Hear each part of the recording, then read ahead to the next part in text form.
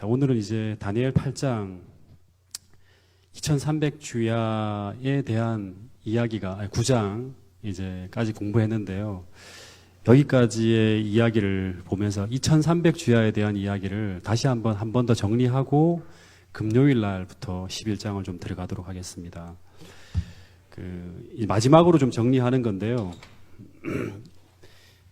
2300주야의 시작이 언제부터 시작되었다 그랬죠?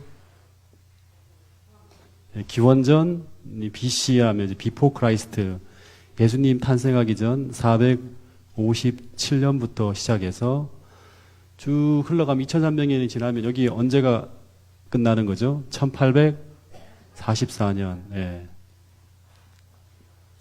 그래서 이 1844년은 성경에 나와 있는 가장 긴 예언이 끝나는 시점이에요. 그래서 이때 무엇이 벌어졌는가 좀 살펴볼 필요가 있어요. 그죠? 예. 그래서 이때부터 1844년부터 지금까지 하나님께서는 인류 구원을 위해서 하나님께서 정해 놓으신 마지막 절기, 대속죄일이 시작된다 그랬어요. 대속죄일. 언제까지 갈지는 몰라요. 예. 근데 이제 이게 시작되어졌고, 이때부터 하늘에서는 이제 초막절을 위한 준비, 그러니까 하늘에서 구할 재림을 위한 준비를 하늘에서는 시작하고 있어요. 이걸 모르면 지금 우리는 뜻이 하늘에서 이루어지는 것을 보지 못하면 우리는 재림을 준비하는 걸 실패할 수 있어요. 그래서 오늘 이 다니엘 8장 14절과 연관되어진 지금까지 예언의 성취를 역사적으로 마지막 정리하고 이때 무엇이 벌어졌고 지금 우리 재림교회가 세워지게 된 어떤 그런 역사를 좀 공부하는 시간을 갖고 이제 10장부터 들어가 보도록 하겠습니다. 자, 또 하나 좀 질문해 볼게요. 이스라엘의 7대 절기가 어떻게 되죠? 7대 절기. 자, 첫 번째. 예? 예, 유월절. 그 다음에, 예, 무교절. 그 다음 또 나올까요? 무교절 다음에, 예, 요제절. 오순절, 예. 집사님. 오순절, 그 다음에, 이까지가 봄절기고, 그 다음 가을절기가, 예, 세 가지가 있죠, 가을절기. 세 가지가, 예, 나팔절, 예, 그 다음에 대속죄일, 그 다음에 초막절. 예, 초막절을 장막절이라고도 합니다. 그래서 이스라엘의 이걸 7대 절기라 그럽니다. 근데 이제 6월절은 1월 14일 날, 여기 하는 날은 약을 잡는 거예요. 그죠? 약을 잡는 날이에요. 그러니까 양을 잡는 날, 1월 14일이에요. 그 다음에 양을 잡는 것과 동시에 시작되는 게 무교절입니다. 그죠? 무교절날 하는 게 뭐죠? 무교절. 네, 무교절날 하는 게 뭡니까? 집안에 있는 누룩 없는 떡을 먹고, 누룩 없는 게 핵심이에요. 누룩 없는 떡을 먹고 집안 구석구석에 있는 누룩을 다 갖다 버리는 거예요. 죄를 다 정리하는 거예요. 그 다음에 6월절이 있고 난 다음에 3일이 지난 후에 뭘 하냐 그러면 첫 단, 그러니까 이제 첫 단을 이제 흔들어서 하나님 앞에 드리는 게 이제 오순절이, 요제절이고, 그 다음에 6월절부터 시작해서 7에 47절이라고 하거든요. 49일째 되는 날. 이때 뭘 하냐 그러면 오순절이라서 이때 이제 드디어 대수확을 하는 게 감사하는 그런 절기가 오순절입니다. 근데 이 봄절기가 전부 다 지난번에 얘기한 것처럼 예수님께서 초림을 통해서 다 성취되어진 거라 했어요. 다니엘서 9장 25절에 보면 AD 27년에 예수님이 침례를 받으시고 공생애를 시작합니다. 그죠? 그런 다음에 3년이 지난 후에 27년 후에 3년이 지난 후에 예수님이 AD 30년이에요. 정확하게 말하면. AD 30년 봄이죠. 그죠? 봄에 예수님이 십자가에 달려 돌아가심으로 말미암아 6월절에 돌아가셨어요. 그죠? 6월절 어린 양으로서 돌아가심으로 6월절 절기가 딱 성취되어집니다. 동그라미 치는 게 낫겠죠. 예. 성취되어지고 난 다음에 이때부터 시작해서 이제 뭐가 시작됩니까? 무교절이라는 건 뭐예요? 다니엘서 9장 24절에 보면 이 십자가를 통해서 누룩이 다 내버려지는 것처럼 허물이 그치고 죄악이 영속되어지고 영원한 의가 드러나는 무교절이 성취됩니다. 네. 이때 같이 무교절. 영원한 죄가 완전히 사라지는 거예요. 누룩을 다 갖다 버리는 것처럼, 그죠? 누룩 없는 떡, 예수님을 우리가 먹죠, 그죠? 그리고 누룩을 다 내어버리는 것처럼 허물이 그치고, 그 다음에 영원한 의가 드러나고, 죄악이 영속되어지는 무교절이 성취되어지는 거예요. 그런 다음에 예수님이 3일 후에 의인으로서의 첫 번째 열매처럼, 그죠? 인간으로서 첫 번째 열매처럼 하나님께 바쳐지는 열매로서 예수님이 하나님 앞에 드려지는 부활을 경험하게 됩니다. 네, 3일. 그래서 요제절이 성취되어져요. 그죠? 그 다음에 부활하시고 난 다음에 뭐 하셨어요, 예수님이? 부활하시고 난 다음에 뭐 하셨죠? 부활하시고 난 다음에 뭐 하셨습니까? 40일 동안 제자들한테 이렇게 하나님 나라를 쫙 가르쳐요. 이야기하시면 40일 동안 하나님 나라를 가르치고 난 후에, 그 후에 예수님이 하늘로 승천하시고 난 후에 제자들은 다락방에서 막 기도를 하죠. 기도를 하고 난 후에 갑자기 예수님이 하늘에서 대제사장으로 취임하게 됩니다. 그러면서 이 기름 부음을 받죠. 대제사장으로 취임하게 되면 기름 부음을 받는 것처럼 예수님에게 기름 부음을 받았다. 예수님이 기름 부음을 받았다는 하나의 증거로 이 땅의 모든 제자들에게 이 성령이 부어지는 오순절을 이제 경험하게 돼요. 그러면서 대수확, 수많은 사람들이 이제 여기 오순절은 대수확, 늦은 비익을 경험하는 거거든요. 그동안 예수님이 뿌렸던 그 열매들을 다 수확하는 거예요. 그래서 4,000명씩, 5,000명씩 막 수확되어지면서 교회가 탄생하는 거예요. 그래서 오순절이 성취되어지는 거예요. 교회 탄생. 교회 탄생과 동시에 이거는 예수님이 하늘 대제사장으로서 취임하는 거예요.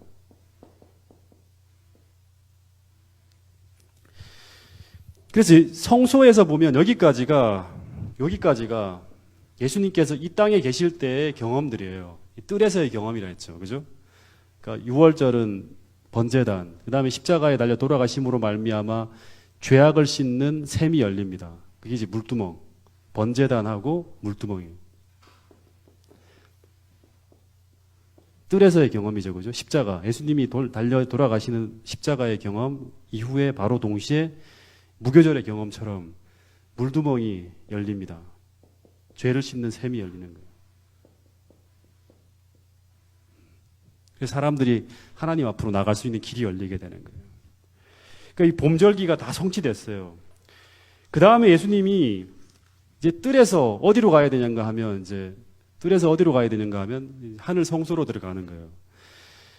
성소 첫째간에. 그래서 예수님이 이때 AD 30년에 예수님이 지상에서 우리들의 모든 죄를 다 짊어지고 그리고 당신의 피를 가지고 하늘 성소로 들어가서 하늘 대제사장으로 중보 사역을 시작하게 되는 거예요. 하늘 첫째간에 중보 사역이 시작되는 거예요. 물두멍 다음에 성소로 들어가는 거예요. 하늘 성소 첫째간.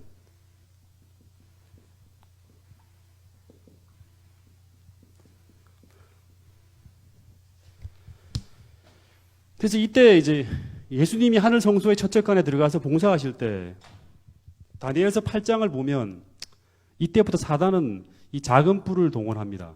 올라갔을 때 교환권을 동원해서 예수님이 하늘 성소에서 우리의 모든 죄를 짊어지고 들어가셔서 우리를 위해 중보 사역을 하시고 죄를 속죄하시는 이런 것들이 다 보이지 않게 가리기 위해서 진리를 땅에 던지고 매일 드리는 제사를 폐하는 일을 한다 그랬죠. 그죠? 그래서 이때 사람들에게 예수님의 중보 사역을 완전히 감추기 위해서 어떻게 하냐면 성경을 다 빼앗아 버리고 그리고 교회 안에 우상 숭배를 들어오게 만들고 그다음 안식일을 폐지하고 성경에 있지 않은 온갖 진리들로 교회 안에 진리와 비진리가 혼재되도록 만들어요. 이 교회를 이제 바벨론으로 만드는 일을 하는 거예요. 이건 나중에 계시록을 공부하게 되면 알게 될 거예요. 그래서 이때 우리가 이제 아는 457년부터 쭉 지나가고 난 다음에 이제 예수님이 AD 30년에 십자가에 달려 돌아가시고 난 후에 538년 AD 538년부터 시작해서 쭉 지나가면 1798년까지 이때가 이제 우리가 얘기하는 것처럼 이때 30년에 예수님은 하늘 성소로 들어가셨어요. 그리고 AD 538년부터 1798년까지 이때를 작은 뿔의 전성기라 그럽니다. 전성기라 그러는데 이 1260년간 이때 세상은 이 교황권이 전성기를 누릴 때 세상은 뭐라 그러냐 그러면 두 가지 표현을 쓰는데요. 암흑기라고 하기도 하고 또 한편으로는 대환란 시기라 그럽니다. 성경에서는. 하나님 백성들한테는 대환란의 시기예요. 자, 기억해야 될 거. 한때 두때 반때 538년부터 시작해서 1798년까지 1260년의 기간을 작은 뿔의 전성기라 하기도 하고 그 다음에 이때를 중세 암흑기라고도 하고 그 다음에 성경에서는 이때를 대환란의 시기라고 합니다. 하나님 백성들이 세상에서 못 살아요. 광야로 다 흩어져 갖고 핍박을 피해 살아가는 이 시기를 대환란의 기간이라 그럽니다. 근데 이 1260년의 이 대환란의 기간이 지나고 난 후부터 이제 오늘 이야기의 이제 중심인데요. 1798년 대환란의 기간이 지나고 난 다음에 누가 출현하냐 그러면 이때 여자의 남은 자손이 출현합니다. 성경이 예언돼 있어요. 그러니까 1798년 바벨론, 다시 말하면 작은 뿔이 무너지고 난 후에 여자의 남은 자손이 등장하게 돼요. 계시록 12장 17절에 보면 이들을 여자의 남은 자손이라고 하는데, 근데 이 사람들은 어떻게 출현하냐 그러면 다니엘 8장 14절의 예언 연구를 통해서, 이 예언 연구를 통해 갖고 이 예언의 시기가 끝나는 시점이 이때라는 것을 알게 되면서 다니엘서를 연구하면서 출현하게 됩니다. 그래서 이 사람들은 그리스도의 재림을 기다리면서 예수님의 재림을 준비하는, 다시 말하면 재림 운동을 통해서 등장하게 돼요. 그래서 여러분, 이 교회의 시작은 재림 운동을 통해서 등장했어요. 이 교회는, 이 재림교회라는 교회는. 그래서 이 교회는, 이 교회의 태생부터가 어떤 정체성을 가지고 있냐 그러면, 이 교회는 그냥 이 세상에서만 잘 먹고 잘 살고 행복하게 살 사람들을 만들 목적으로 이 교회가 세워지지 않았어요. 우리가 추구하는 곳은 이 땅이 아니라 결국에는 하늘이에요. 하늘. 예언을 연구하면서. 그래서 여러분, 그리스도를 사랑하는 사람들이 그리스도와 영원히 살 그 나라를 소망하면서 그 나라를 기다리면서 준비하는 사람들이 어떤 사람들이냐 그러면 성경에 예언된 여자의 남은 자손이에요. 이 사람들은 예수님을 진짜 사랑하는 사람들로 추려졌어요. 처음에 재림운동 당시에. 그리고 그 사람들이 진짜 사랑하는 사람들을 또 한 번 추리는 게 바로 뭐냐 그러면 흔들림이라고, 우리 마지막 시대의 대환란이 또 한 번 오는 거예요.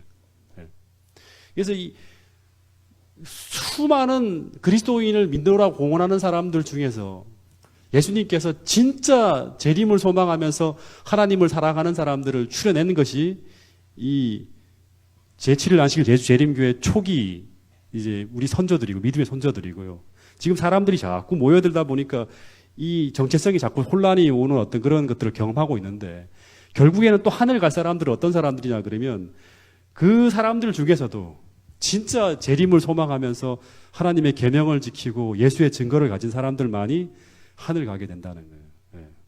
이게 이제 성경의 어떤 그런 하나의 패턴이에요. 예수님 당시에도 수많은 이 하나님 백성이라고 공언하는 유대인들이 있었지만 결국엔 예수님의 십자가 달려 돌아가실 때 누가 진짜 그리스도를 믿는 사람들인지 사랑하는 사람들을 추렸죠. 그죠? 그 사람들을 통해서 교회가 세워졌어요. 그리고 이 마지막 이 재림교회가 세워지게 된 것도 수많은 교파들이 있고 많은 사람들이 있지만 이 사람들을 다 모은 다음에 예수님이 그 중에서도 진짜 여자의 남은 자손을 추려갖고 이 진리를 보관해 두게 하신 거예요. 이런 패턴이 계속 반복되어지는 거예요. 그러니까 이 교회는 다시 한번 기억해야 될 게 뭐냐 그러면 이 세상에서 잘 먹고 행복하고 잘 살 사람들을 만들 목적으로 세워진 것이 아니라 하늘 갈 사람들을 세울 목적으로, 만들 목적으로 재림교회가 태동되어졌다는 사실을 꼭 기억하시면서, 비록 이 땅에서 우리가 고난 중에 있고 힘든 가운데 있지만, 이 땅에서 때로 서름 가운데 살고 있지만, 우리가 궁극적으로 추구해야 될 기쁨은 뭐냐 그러면 하늘에서 영원히 맛볼 즐거움이라는 사실을 꼭 기억하게 되기를 간절히 바라겠습니다. 그래서 이 1260년이 이제 끝나는 이 시기에 1798년 이 어간에 지금 어떤 일이 벌어지냐 그러면요. 그러니까 우리는 종말의 시기를 1260년이 끝나는 이때로 봐요. 이때부터 종말이 시작된다고 봐요. 1798년, 1844년 전부 다 종말이라는 시기를 알리는 하나의 이제 사건들이 벌어지는데요. 요 1798년이 사건이 터지기 바로 10년 전쯤이에요. 1789년에 잘 안 보이죠. 무슨 일이 벌어지냐 그러면 1789년에 무슨 일이 벌어지냐 그러면 무슨 일이 벌어지죠? 다 알고 큰 소리로 대답해도 돼요. 이 세상에 정말 전 세계를 놀라게 말하는 큰 일이 벌어집니다. 그게 바로 뭐냐 그러면 프랑스 혁명이 터지는 거예요. 이제 이거는 성경에 기록되어 있는 사건이에요. 그러니까 세계사의 어떤 그런 큰 사건인데요. 왜 터지냐 그러면 이 프랑스 혁명이 1000년 이상 끌어온 이 교황권에 환멸을 느낀 프랑스 민중들이 들고 일어난 사건이에요. 그러니까 이 538년부터 시작된 이 유럽 전체를 지배하는 이 교황권으로 말미암아 겪는 엄청난 고통들 때문에 민중들의 분노가 종교에 대해서 극에 달했고 그 일로 말미암아 터진 게 프랑스 혁명이에요. 왜냐 그러면 당시 종교는 진짜 백성들한테 지지를 다 잃어버렸거든요.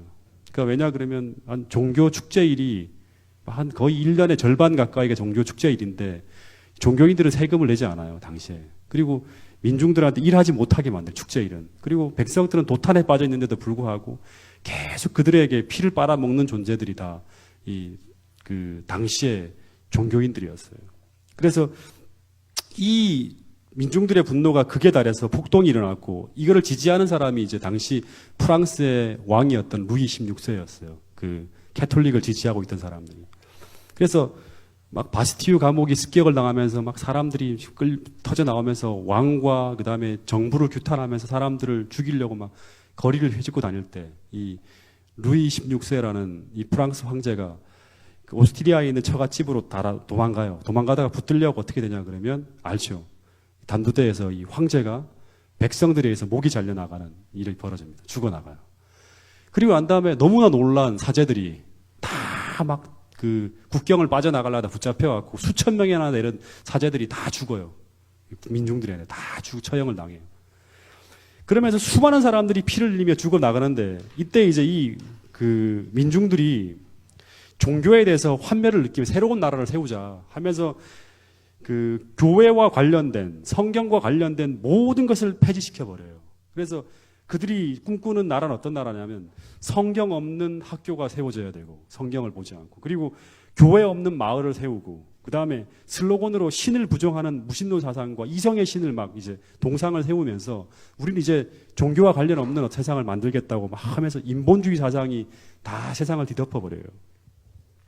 근데 이 프랑스 혁명 사상이 이 프랑스에만 머무는 게 아니라 이 신을 부정하고 그 다음에 이제 이 무신론, 신이 없는 어떤 그런 걸 꿈꾸는 이 사상이 프랑스 혁명을 계기로 해서 하나님을 부정하는 사상이 온 세상으로 퍼져나가는 이 파장이 어마어마해요. 그래서 프랑스 혁명을 그냥 우리 교회 성경에서 말고 세계사적으로도 영적, 정신적, 사상적으로 세상을 뒤흔들 만큼 큰 충격적인 사건이라 그래갖고 대부분 이때를 기점으로 해서 세상의 역사 교과서들은요, 현대의 시대라는 거, 현대의 시점을 프랑스 혁명으로 둬요. 이때부터 현대라는 게 시작됐다 그러는 거예요. 종교 체제나 모든 게 다 바뀌어요. 정치 체계, 사회 체제가. 그리고 계시록 11장 13절, 나중에 계시록을 공부하면 알게 되겠지만 계시록 11장 13절에도 이 프랑스 혁명을 세계의 지축을 뒤흔드는 대지진이라고 합니다. 대지진. 대사건으로 보는 거예요. 그래서 이 프랑스 혁명이 터지고 난 다음에 동시에 이걸 계기로 해서 터지는 게 1798년에 누가 죽는 겁니까? 교황이 이제 죽어나가는 사건이 벌어지는 거예요. 이게 세계사에 또 한 번 경천동지할 사건이에요. 이 1798년에 다시 말하면 프랑스 혁명이 일어난 지 한 10년 만이에요. 이 교황이라는 존재는 이때 이제 막 프랑스 혁명이 벌어지고 종교개혁이 일어났지만 여전히 굳건한 존재였어요. 1000년 이상 세상을 지배하는 정신적 지도자였어요.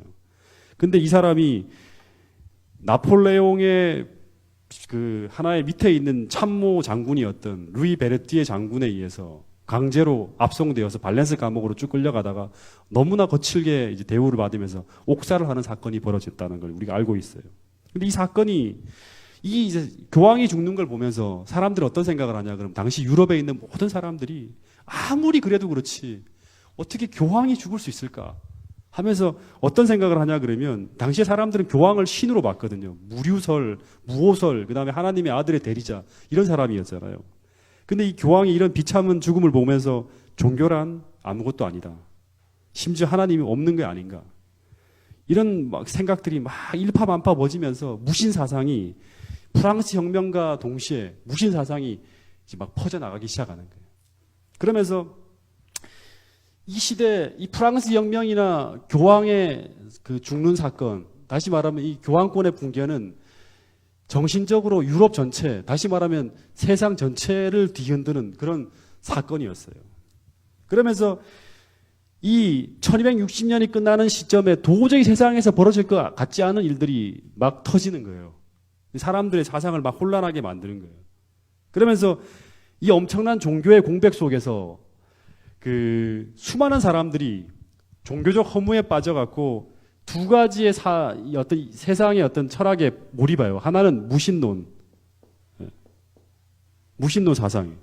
그리고 또 하나는 유물사관. 유물사관이라는 게 뭐냐 그러면 세상은 오직 물질로만 세상이 이루어졌다 하는 거예요.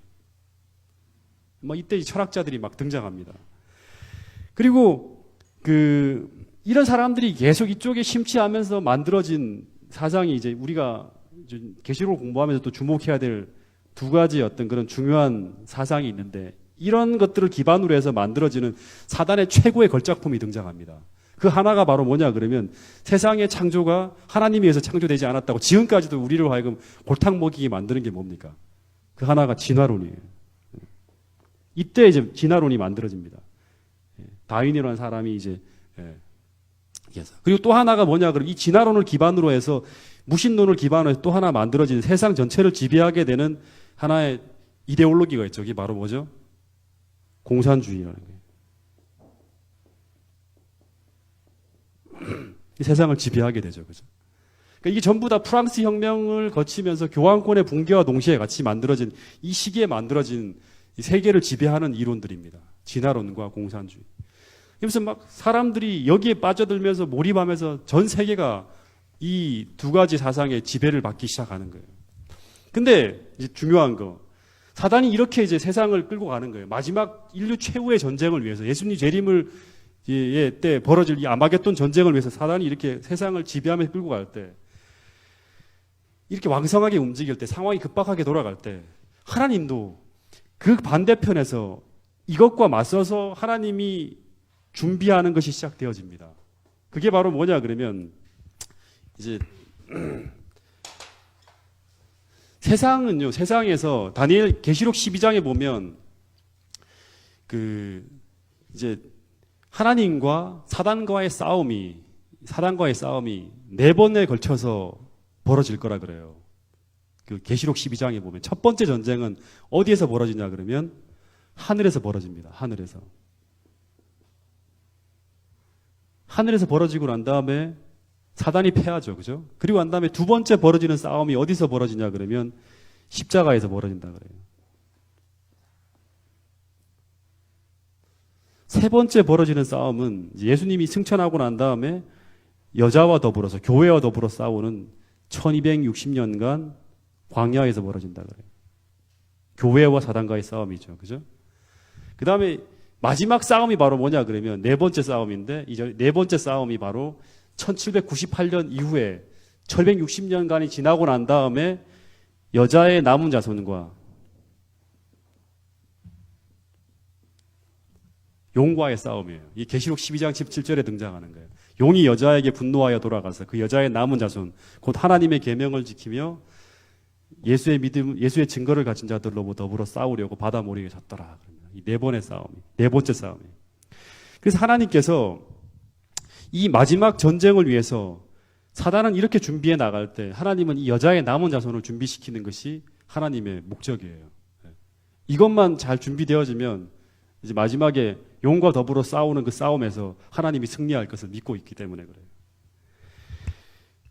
그래서 이 어마어마한 전쟁을 위해서 하나님이 준비하는 목표가 바로 뭐냐 그러면 사단은 온 세상을 진화론과 공산주의와 그 다음에 온갖 어떤 또 다른 바벨론을 등장시키면서 세상을 전체를 다 지배하며 끌고 갈 거고요. 그리고 하나님은 여자의 남은 자손을 통해 등장시키기 위해서 성경을 연구시키는 거예요. 그래서 이 1798년에 교황권이 몰락했을 때 한편으로는 무신론을 중심으로 하는 세상 사람들이 진화론과 공산주의에 빠져갖고 이렇게 쭉 흘러갈 때 이제 이 정신적 공백을 채우기 위해서 또 한편에서는 그 다니엘 7장과 8장의 연구가 이때부터 시작돼요. 유럽이라든가 미국을 중심으로 해서 시작돼요. 그러면서 그 많은 사람들이 다니엘 7장을 연구해 보니까 교황권이 넘어지는 게 성경에 예언돼 있을까? 연구하는 거예요.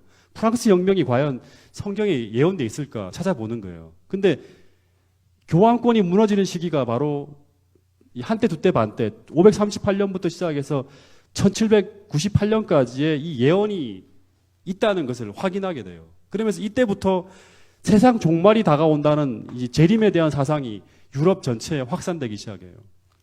그래서 그 이제 기독교 교회사나 이제 어떤 그런 책을 보면 이때 유럽에서 알버리 파커 회의라 그래서 당대 최고의 신학자들이 목사들이 이 헨리 트루먼들을 중심으로 해서 어빙이나 이런 사람들이 모여갖고 성경을 계속 연구하는데 그 결론이 뭐냐 그러면 예수님이 곧 재림하신다는 게 이제 이 사람들이 내린 결론이었어요. 이 1847년으로 이제 날짜를 잡기도 하고 막 그래요. 이거하고 정확하게 맞춰 들어가지 못했지만. 그리고 미국이라는 나라는 어떤 나라냐 그러면요. 좀 알아봐야 될 게 당시에 개신교의 총집합체라 그러면 미국이라 생각하면 돼요. 그러니까 이 미국이라는 동네에 온 세상에 있는 모든 교파들이 다 몰려 있었어요. 그 당시에. 미국이란 나라에. 다 종교의 자유를 위해서 전부 다 몰려온 사람들이 미국이란 나라에 다 몰려 있었어요. 근데 이 미국에서 재림운동이 벌어지는데 이제 이 재림운동을 계기로 해서 지금 오늘 이 재림교회가 태동하게 되는데요. 이 나무무리가 태어나게 되는데 이 재림운동의 시작에 한 중심에 섰던 인물이 한 사람이 있어요. 이 사람이 누구냐 그러면 당시에 대학도 나오지 않고 미국의 한 총구석에 농부로서 살아가던 한 사람이었어요. 근데 솔직히 재림운동 당시에 수십만의 사람들이 이제 재림운동에 같이 참여하게 되는데 당시에 뭐 하버드대 교수도 있고 그 다음에 대단한 어떤 목사들이 목사만 하더라도 한 250명이 몰려요. 쟁쟁한 목사들이. 근데 그 중에서 하나님이 이 재림운동의 시작으로 준비시켰던 인물이 그런 대단한 사람들이 아니라 대학도 못 나오고 시골에 이 촌부로서 있던 한 사람이었어요. 이게 하나님이 일하시는 패턴 같아요. 근데 이 사람의 이름이 누구죠? 네? 이 사람의 이름이 누구예요? 이거 모르면 안 됩니다. 우리의 역사니까요. 누구예요? 윌리엄 밀러예요. 윌리엄 밀러. 근데 이 윌리엄 밀러라는 사람은 원래 침례교회 교인 가정에서 태어난 사람이에요. 그리고 이 사람은 모태신앙이긴 모태신앙이었지만 젊은 날에는 이 무신론에 빠져 있어서 하나님을 부정하던 사람이었어요. 그러다가 이 사람이 이제 어머니를 위로해 드릴 목적으로 이제 어머니와 함께 외삼촌이 목사였는가 봐요. 외삼촌이 다니는 교회를 나가기 시작했는데 어느 날 그 교회 한 집사의 요청으로 이제 이사야 53장을 이렇게 낭독하게 돼요. 이 사람이. 그러다 갑자기 이해할 수 없이 성경 한 절을 읽는데 마음이 막 뜨거워지기 시작하면서 그때 감동으로 거듭남을 경험하며 회심했다 그래요. 이때가 1818년이에요. 1818년. 16년입니다. 그런 다음에 회심을 경험하고 난 다음에 친구들이 전부 다 무신론자였기 때문에 이 친구들을 자기한테 계속 논쟁을 가하니까 이제 친구들을 설득할 목적으로 어떻게 하냐 그러면 이제 성경을 연구하기 시작해요. 이제 친구들하고 논쟁에서 지지 않기 위해서 조직적으로 성경을 연구할 결심을 하고 그리고 난 후에 2년 동안 그러니까 다시 말하면 1816년부터 시작해서 2년 지나면 1818년까지죠. 2년 동안 아주 성경을 굉장히 조직적으로 연구를 합니다. 그러니까 2년만 확실하게 공부해도 이런 대단한 진리들을 발견할 수 있다는 거예요. 그래서 이때 뭘 발견하냐 그러면 오늘 우리가 지금까지 계속 배웠던 다니엘 8장 14절에 2300주야의 끝이 당시 3년에 마친다고 결론을 내립니다. 이 사람이. 이걸 연구하게 됩니다. 그리고 이때부터 이제 다시 말하면 2300주야까지는 그때 성소가 정결하게 함을 입는다는 이 성소를 뭐로 보냐 그러면 당시에는 지구로 봤어요. 당시에 보편적으로 사람들이 이 이야기를. 그래서 성소가 정결해진다는 말은 곧 뭐다? 예수님이 재림하시는 거라는 결론을 지어요. 이 사람이. 윌리엄 밀러라는 사람이. 근데 1818년에 이 결론을 얻은 후에도 이 사람이 13년 동안은 이 기별을 전해야 한다는 책임감이 있었지만 내 신분이 뭡니까? 목사도 아니지. 그 다음에 일개 촌부인데 누가 이 말을 듣겠냐고 생각하면서 계속 갈등하면서 전하지 못해요. 13년 동안이나. 하나님이 계속 이제 기다리는 거죠. 전하지 않더라도. 그러다가 드디어 이제 1831년입니다. 이때를 우리가 이제 재림 운동이 시작되는 기점으로 보는데요. 이 1831년 이때 사단이 어떤 일을 하냐 그러면 이 세상의 마지막 어둠을 던지기 위해서 선제 공격을 취하는데 바로 뭐냐 1831년에 찰스 다윈이 진화론 연구를 위해서 배를 타고 떠나는 그 해가 바로 1831년이에요. 그때 이때 하나님께서 윌리엄 밀러에게 가만히 있지 말라. 이제는 움직여야 된다고 하면서 성령의 큰 역사를 해요. 막 강하게 그 마음에 호소하는 거예요. 그래서 윌리엄 밀러가 더 이상 전하지 못하고는 견딜 수 없는 양심의 압박을 느끼면서 하나님 앞에 기도합니다. 어떤 기도를 하냐 그러면 하나님 아버지, 제 스스로는 이 기별을 전한다고 나가서 말할 수는 없고 누군가가 나에게 찾아와서 강연해달라는 요청을 해달라 그러면 하나님 어떤 곳이든지 제가 가겠습니다 하고 기도를 한 후에 이제 하나님과 언약을 딱 맺어요.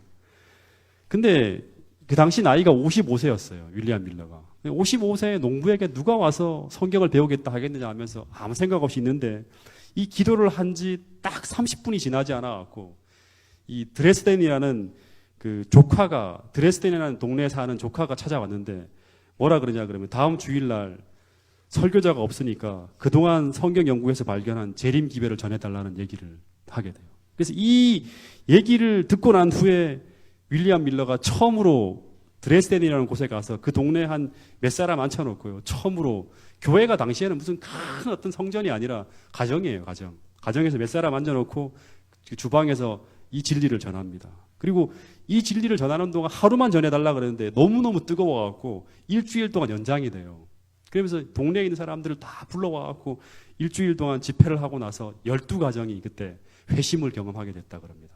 그런 다음에 집으로 돌아왔는데 이 감동이 폭발적으로 증가하면서 사방에서 강연 요청이 답제합니다. 그러면서 수많은 곳으로 다니면서 기별을 전하기 시작하는데 나중에 3년 후에 1834년에 윌리엄 밀러가 이제부터는 농부로서의 직업을 버리고 풀타임으로 전적으로 재림 기별을 전하는 데 매달리게 됩니다. 그러면서 이 운동이 초교파적인 운동으로 전개되는데 이 윌리엄 밀러와 그때 이 윌리엄 밀러를 따르는 사람들이 전한 기별이 바로 뭐냐 그러면 이 두 가지예요. 다니엘 8장 14절을 통해서 1844년에 이 성소가 정결해진다는 이 기별을 전하면서 예수님의 재림이 임박했다는 이 타임 세팅을 하지 않았지만 이 어간에 예수님이 재림하실 거라는 기별을 전해요. 그리고 두 번째는 뭐냐 그러면 이때 같이 전했던 게 계시록 14장 7절에 나와 있는 기별이에요. 이게 뭐죠? 하나님을 두려워하면서 그에게 영광을 돌리라. 이는 그의 심판하실 시간이 이르렀다는 기별이에요. 그래서 이 재림이 다가오고 있다는 것과 그분의 심판하실 시간이 다가오고 있다는 이 기별을 전함으로 말미암아 드디어 나팔절에 예언이 성취되는 거예요. 온 세상으로 당시에 미국 전체와 그 다음에 모든 사람들한테 이 하나님을 두려워하면서 그에게 영광을 돌리라. 이는 그의 심판하실 시간이 이르렀다. 대속죄의 일이 다가오고 있다는 기별을 이 사람들은 이게 뭔지 몰랐지만 이 기별을 전함으로 말미암아 사람들을 다 일깨우는 거예요. 그 기별을 전하게 되는 거예요. 1831년부터 시작해서 그 나팔절이 이제 온 세상을 향해서 나팔을 불기 시작하는 거예요. 그래서 이 기별이 미국 전역을 다 휩쓸게 되는데 이때 이제 처음에 전할 때는 이게 무슨 오늘날 무슨 다미 선교회라든가 뭐 이런 거하고는 전혀 차원이 달랐어요. 미국 전역을 흔들었지만 그 시기파 집단의 운동이 아니었다는 거예요. 이 재림의 시기가 중요하긴 했지만 이건 어디까지는 2차적인 문제였고 1차적인 문제는 뭐냐 그러면 사람들로 하여금 재림을 맞을 준비를 하라는 신앙 부흥 운동이었고 영적 각성 운동으로 온 세상에 전해지게 돼요. 그래서 이때 이제 통계에 의하면 1844년에 감리교회와 침례교회 이 재림 운동으로 말미암아 신자들이 4만 명씩 이렇게 막 신자들이 불어났다 그럽니다. 그러니까 이 영적 각성을 통해 갖고 그리고 1843년부터 44년 거의 이제 재림 운동의 절정기에 달았을 때 그때 이 운동에 제가 얘기한 것처럼 200여 명의 목사들이 같이 초교파적으로 참여하게 되고요. 그리고 이때 참여한 사람들 중에 보면 뭐 얘기했던 것처럼 하버드대 출신의 이 성공회 저명한 성직자이던 와드 박사, 그 다음에 보스턴 역사학회 회원인 블리스, 그 다음에 감리교회 목사하면서 당시에 예언연구로 이름을 날렸던 리치 목사, 그 다음에 당시에 대통령 후보로 출마했던 사람들까지 이 재림교회, 재림운동에 같이 참여했던 사람들이었다는 거예요. 그러니까 이 운동이, 이 밀러 운동이 보편적이었고 일반적인 운동이었다는 거예요. 대부분의 사람들이 함께 연합해서 참여했던. 그래서 이 하나님, 예수님이 곧 오신다는 이 기별이 절정으로 몰려가면서 미국 전체가 다 여기를 주목하는 거예요. 다니엘서 연구에 주목하고 온 교회가 다 다니엘서 연구에 같이 주목을 하고 그 다음에 예수님이 오신다는 재림 기별에 온 교회가 온 세상이 다 주목하게 됩니다. 출판물이나 모든 거에서 나가는 거예요.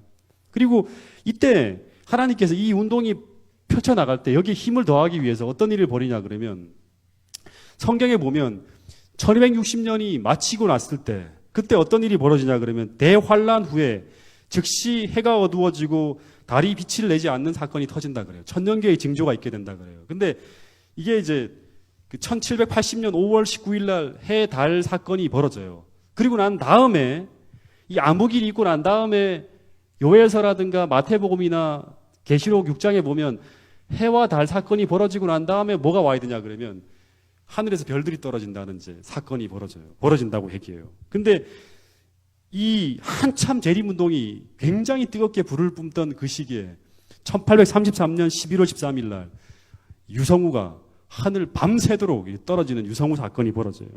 그러면서 이 수많은 사람들이 야 진짜 예수님 오실지 모른다는 어떤 그런 재림의 소망으로 불타오르게 돼요. 그리고 난 후에 이제 1840년 8월 11일 날 이 밀러 예언 연구자들이 재림이 있기 전에 오스만 투르크 제국이 몰락할 거라는 이제 성경 계시록 9장의 이제 예언을 연구하면서 확인하게 되고 이거를 2주 전에 발표하게 돼요. 이제 막 출판물에다가. 근데 1840년 8월 11일 오스만 투르크 권력이 제2차 동방 문제와 관련된 협약으로 말미암아 완전히 무너지게 되는 이제 사건이 벌어져요. 그러면서 이걸 이제 계시록 9장의 예언의 성취가 곧 세상 종말의 예언의 성취와 같이 맞물려 돌아가면서 이 재림 운동은 거의 절정을 맞이합니다. 그러면서 온 세상의 관심을 막 폭발적으로 끌고 갈 때 이제 하나님께서 계획하신 게 있어요. 그게 바로 뭐냐 그러면 이 재림 운동을 통해서 하나님이 목적하신 게 있는데 그게 바로 뭐냐 그러면 그 첫 번째는 그 마틴 루터의 종교개혁이 있고 난 후에 종교개혁이 성공하지 못하고 실패로 끝남으로 말미암아 여러 교파로 이제 다 나눠졌잖아요. 그죠? 근데 재림이 이루어지려고 그러면 어떻게 해야 됩니까? 이 교파를 하나로 묶어야 돼요. 그리고 이 지금 진리들이 다 나눠져 있는 진리를 하나도 묶을 수 있는 뭔가가 필요한 거예요.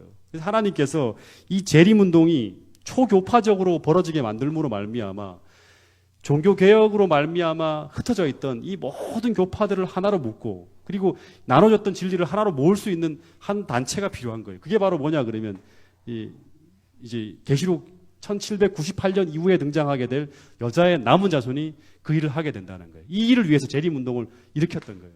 그래서 미국이라는 동네가 얘기한 것처럼 이 개신교의 총 어떻게 보면 세트장 같은 곳이었어요. 수많은 교파들이 다 몰려 있었던 곳이었어요. 여기다 재림 운동을 일으킴으로 말미암아 모든 교파들이 다 참여할 수 있도록 만든 거예요. 250명의 목사들이 다 몰려갖고 성경을 연구하고 이렇게 하게 만든 거예요. 그래서 진리가 모아지고 하나님 백성들이 하나로 묶여지는 하나의 운동이 바로 이 1831년부터 시작해서 44년까지 벌어졌던 이 재림 운동이었어요. 그리고 그래서 이 13년 동안 모든 사회적인 어떤 관심들이 이 재림운동의 결과에 집중되어졌고, 그리고 이 일로 말미암아 새로운 교회가 탄생하는 계기가 만들어져요. 근데 이제 하나 좀 참 이제 이 당시의 사람들에게 정말 고통스러웠던 건데, 1844년 10월 20일 날 이제 22일 날 예수님이 오신다고 타임 세팅을 했어요. 근데 이제 이때 딱 이 날이 새날이 밝아왔는데, 당시에 이제 밀러주의자들은 그 뉴욕주에 있는 로우햄프톤에 있는 단풍나무 숲으로 다 몰려들었대요. 수많은 사람들이.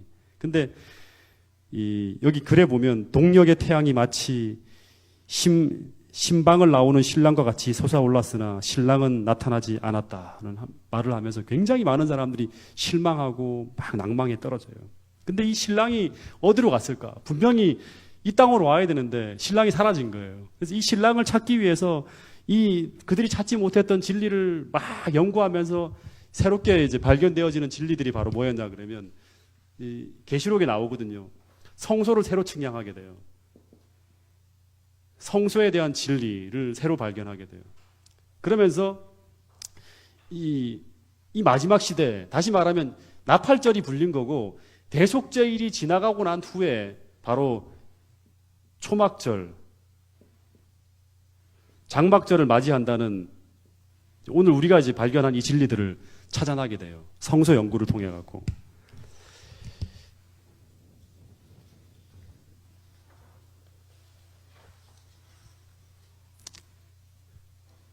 그래서 이때 성소 진리뿐 아니라 음식물에 관한 진리, 그 다음에 안식일 진리, 모든 진리들, 믿음으로 알리하는 진리, 이 진리들이 다 모아진 이걸 토대로 해서 비로소 오늘 여자의 남은 자손이 탄생되어지는 거예요.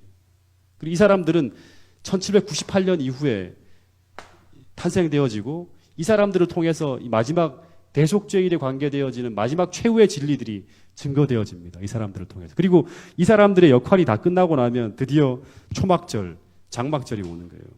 자, 이제 정리를 하면 하나님께서는 이 재림운동을 통해서, 성경 연구를 통해서 다시 얘기하지만 진실된 신자들을 모읍니다. 얘기했죠, 그죠? 예수님의 십자가를 통해서 유대교로부터 진실된 사람들을 모으고 이들을 통해서 교회가 탄생했어요, 그죠? 사도시대 교회가. 그리고 이 교회가 다시금 부패해져 갈 때 종교개혁을 일으키고, 하나님께서는 또다시 한번 이 재림운동을 통해 갖고 수많은 당시의 사람들이, 하나님 믿는 사람들이 있었지만, 이 종교개혁이 성공했으면 이때 남은 무리가 탄생했겠죠. 근데 이게 장로교, 감리교, 침례교니 뭐니 하면서 다 교리 분쟁으로 흩어지게 됩니다. 그래서 이 사람들을 다시금 모으기 위해서 다니엘서 연구를 통해 갖고 하나님께서는 재림운동을 일으키게 되고, 그 재림운동을 통해서 진실된 하나님의 남은 자손, 이게 계시록 12장에 등장하는 마지막 최후의 전쟁을 위한 하나님의 보루인 이 사람들을 준비시킨다는 거예요. 이 사람들은 반드시 모든 진리를 다 알고 있어야 돼요. 성경에 나와 있는 모든 진리를 다 모으고 있어야 돼요. 하나하나의 진리가 아니라. 그리고 또 하나는 뭐냐 그러면 이들이 밤낮 없이 성경을 연구해요. 그러니까 오늘 우리가 밝혀진 진리들은 전부 다 이들이 밤을 새워가면서 1대 총회, 2대 총회 전부 다 밤을 새워가면서 성경을 연구하는 모임을 통해서 밝혀진 진리들이에요. 그 진리를 통해서 그 시대에 밝혀지지 않은 진리들, 성소 진리와 그 다음에 마지막 여자의 남은 자손이 무엇을 전해야 되는지에 대한 사명, 다시 말하면 세천사의 기별을 또 알게 됩니다. 그래서 여러분, 그 여자의 남은 자손은 침례 요한이 그랬던 것처럼 그리스도가 오시기에 앞서가서 광야에 외치는 자의 소리처럼 우리도 초막절이 다가오기에 앞서서 예수님이 재림하기에 앞서갖고 이 광야에 외치는 자의 소리, 그리스도의 오는 길을 평탄케 하기 위해서 세상에 진리를 전할 백성들이에요. 하나님을 진실로 사랑하면서 그분의 오심을 기다리면서 이 오신다는 소식을 세상에 감격스럽게 전하는 사람들이 바로 여자의 남은 자손이라는 거예요. 이게 오늘 우리가 부여받은 사명이에요. 그리고 이 시대가 지나가는 이 시대는 대속죄일, 다시 말하면 재림전 심판, 하나님 백성들을 찾고 있는, 하나님이 당신의 백성을 진짜 이름만 가지고 있는 사람들이 아니라 진짜 그리스도의 믿음을 가지고 속죄를 경험한 사람들을 찾고 있는 그 시대를 지나간다는 거예요. 이걸 우리가 알고 당시에 초기 재림운동 당시에 믿음의 선조들이 믿음으로 그리스도와 함께 이 성소에, 지성소에 들어갔던 것처럼 오늘 우리도 그 안에 그리스도와 함께 들어가서 주님께서 무엇을 하시는지 분명히 알고 그리고 이 시대의 예언을 전할 수 있는 여러분과 저가 되어야 한다는 거예요. 그것이 1800년대, 1844년 이걸 기점으로 해서 벌어진 역사적인 어떤 사건이라는 사실이에요. 재림교회는 그렇게 탄생했습니다. 그리고 남은 자손이 되는 것은 절대 작은 일이 아니에요. 엄청난 사명이 우리 위에 부여되어 있다는 사실이에요. 그죠? 이 사실을 꼭 우리가 이해하고 허상을 쫓는 것이 아니라 그냥 잠만 자는 것이 아니라 진짜로 재림을 위해서 우리가 준비하고 그렇게 찬란한 이 예수님의 재림을 맞이할 수 있기 위해서 준비하는 여러분과 제가 되기를 간절히 바라면서 오늘 말씀을 줄이도록 하겠습니다.